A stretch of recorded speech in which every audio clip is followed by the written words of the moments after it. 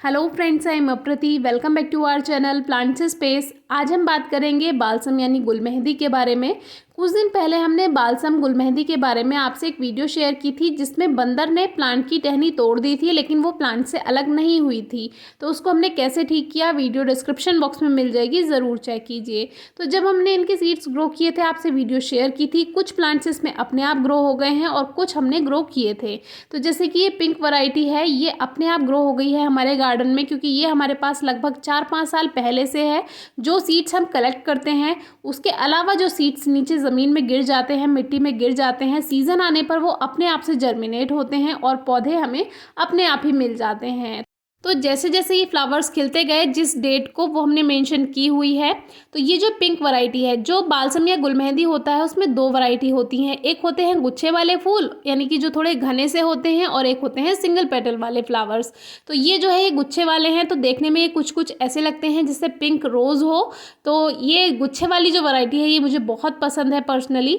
तो इनके जो सीड्स हैं, जैसे आपने एक पौधा ग्रो कर लिया है, तो आपके पास इतने सारे सीड्स बन जाएंगे कि आप नेक्स्ट ईयर फिर से अपने खुद का एक बड़ा गार्डन तैयार कर सकते हैं इन्हीं फूलों से। तो जो ये प्लांट है, ये एक 10 इंचेस के मिट्टी के पॉट में लगा हुआ है, अपने आप ग्रो हो गया था। गुलाब का गमला था ये, तो साइड में ये बालसम का पौधा अपने आप ग्रो हो गया, तो हमने इसको ग्रो हो जाने दिया। बहुत ज़्यादा फर्टिलाइज़र की रिक्वायरमेंट नहीं होती है।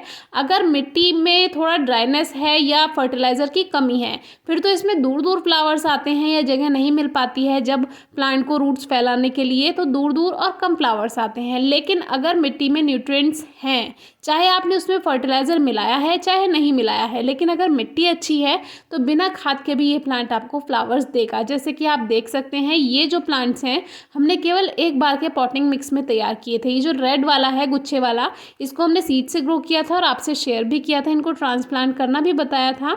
तो ये अपने आप हमने केवल एक बार पॉटिंग मिक्स बनाया और उसी में ही फ्लावर्स मिल गए। ये जो पिंक वैरायटी है, ये सिंगल पेटल वाली है और ये भी हमने ग्रो नहीं की है। इसके कुछ सीड्स जो क्लाइंबिंग रोज़ हमने पॉट में ग्रो किया हुआ है, जो लता गुलाब, तो उसी में ही कुछ पौधे अपने आप ग्रो हो गए थे, हमने हो जाने दिए। तो ट्रांसप्लांट नहीं कर पाए, पौधे ज़्यादा बड़े हो गए, तो फिर इसी में ही ग्रो हो जाने दिया। तो अभी आप देखिए, ये जो जितनी भी फ्लावरिंग है इसकी, ये बिना किसी फर्टिलाइज़र के मिल रही है। अब आप सोचेंगे बिना फर्टिलाइज़र के फ्लावरिंग कैसे मिल जाती है। जब आपकी मिट्टी पौधे की अच्छी होती है, तो उसमें इतने न्यूट्रिएंट्स होते हैं कि जो प्लांट उसमें ग्रोथ कर रहा है वो आपको फ्लावर्स दे पाए। तो जैसे कि ये रेड वाला जो है, ये तो हमने जब इनके सीड्स ग्रो किए थे तभी एक 8 इंचेस के पॉट में ट्रांसप्लांट किए थे 2-3 पौधे। और पिंक वाला और जो मेजेंटा वाला है, वो अपने आप से ग्रो हुए प्लांट्स हैं।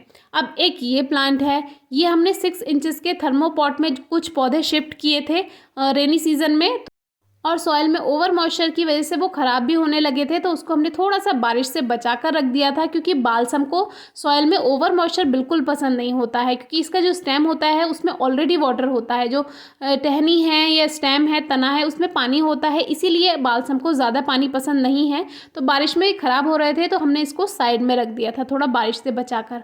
और अब आप देख सकते हैं कि प्लांट में अच्छी ग्रोथ भी है, ग्रीन भी है प्लांट, और इसमें फ्लावर्स भी हमें मिल रहे हैं। तो जो गुच्छे वाली वैरायटी है, वो आप अगर ग्रो करेंगे तो वो ज़्यादा अच्छी लगती है, बाकी सिंगल पेटल भी काफ़ी अच्छा लगता है। तो देखिए, स्टेम आप देखिए कितना हेल्दी और कितना बढ़िया इसका स्टेम हो चुका है। और बालसम के पौधे को जितना ज़्यादा जगह मिलती है, वो उतनी ही अच्छी ग्रोथ कर पाता है। और जगह कम मिलेगी, स्पेस कम होगा, तो प्लांट इतना अच्छा देखने में नहीं लगेगा, जो कि आगे अभी वीडियो में आपसे शेयर करेंगे हम। तो ये 8 इंचेस के पॉट में हमने जो 3 पौधे शिफ्ट किए थे, ये वही हैं। और इनकी फ्लावरिंग आप देख सकते हैं, बिल्कुल रेड रोज़ जैसी होती है। बालसम के लिए सॉइल में ओवर मॉइस्चर बिल्कुल नहीं होना चाहिए, बहुत हल्की नमी रहनी चाहिए। अगर मिट्टी सूख जाती है, ड्राई हो जाती है, तो फिर ये मुरझाने भी लगते हैं। तो पानी का आपको ध्यान रखना पड़ेगा। और वेल ड्रेन सॉइल अगर आप बनाएंगे, तो बहुत ज़्यादा पानी का देखभाल आपको नहीं करनी पड़ेगी, क्योंकि उसमें इतनी नमी रहेगी, जो ओवर मॉइस्चर होगा वो ड्रेनेज होल के थ्रू बाहर चला जाएगा। तो देखिए, जैसे जैसे इसमें फ्लावर्स आते जाएंगे, वैसे वैसे इसमें सीड्स भी हाथों हाथ बनते जाते हैं। इसमें ऐसा नहीं करना है कि आपको इसमें फ्लावर्स कट कर देने हैं, यानी जो फ्लावर्स सूख गए हैं उनको कट नहीं करना है, क्योंकि ये एक सीजनल प्लांट है। एक लिमिटेड टाइम तक ही ये फ्लावर्स देता है, उसके बाद ये अपने आप सूख जाता है, बेकार हो जाता है। तो इसीलिए इनमें सूखे हुए फूलों को हटाने की ज़रूरत नहीं होती है।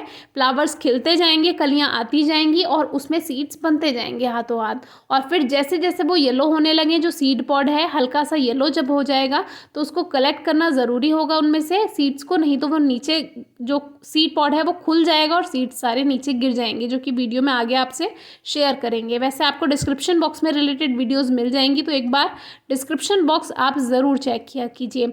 जो बालसम या गुलमेहंदी होता है, इनके सीड्स आप जून से ग्रो करना स्टार्ट कर सकते हैं। एक वीडियो में हमने बताया है कि कैसे दिसंबर तक बालसम यानी गुलमेहंदी के आपको फ्लावर्स मिल सकते हैं। तो उसके लिए टाइम टू टाइम आप थोड़े थोड़े दिन के बाद सीड्स ग्रो करें। जैसे एक बार जून में आपने सीड ग्रो किए हैं तो उनके पौधों से आपको जुलाई, अगस्त, सितंबर में फ्लावर्स मिल जाएंगे। और फिर आप धीरे धीरे सितंबर में फिर सीड्स ग्रो कीजिए तो वो आपको दिसंबर तक फ्लावर्स देंगे।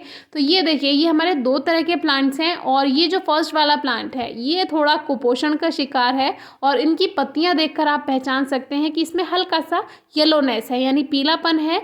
क्योंकि जो ये सीड्स हैं, ये जो पौधे हैं, ये हमने जिसमें ग्रो किए थे उसमें उसी में ही ये पौधे लगे हुए हैं, इनको ट्रांसप्लांट नहीं किया। और पॉट छोटा सा है, बहुत बड़ा नहीं है, तो ज़्यादा जगह नहीं मिली, तो जितनी जगह मिली उसी में ही पौधों ने ग्रोथ कर ली। और फिर थोड़ा येलोनेस है पत्तियों में, लेकिन फिर भी हमें फ्लावर्स मिल गए हैं। तो कुपोषण का शिकार वाले जो ये बालसम के पौधे होते हैं, इसमें सीड्स कम बन पाते हैं क्योंकि जगह नहीं मिल पाती है, तो प्लांट्स ग्रोथ नहीं कर पाएंगे, और ग्रोथ नहीं कर पाएंगे तो फ्लावरिंग तो कर देंगे, इतना एनर्जी तो उसमें मिल जाएगी उनको, लेकिन वो सीड्स नहीं बना पाएंगे। तो इसमें हमें एक कमी रहेगी कि जो हम ट्रांसप्लांट नहीं कर पाए हैं और थोड़ी सी जगह में पौधे ग्रोथ कर रहे हैं, तो उसमें सीड्स नहीं बन पाएंगे, या बनेंगे भी तो एक दो सीड बनेंगे या वो सीड थोड़े कमज़ोर होंगे।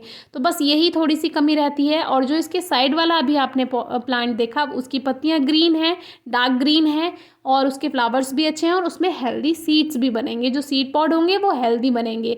तो इसीलिए अगर आप कम जगह वाले पॉट में किसी में ग्रो करना चाहते हैं तो एक पौधा ही रखें एक पॉट में। जैसे हमने 6 इंचेस के एक थर्मोपॉट में एक पौधा ही रखा हुआ है तो वो अच्छी ग्रोथ कर रहा है।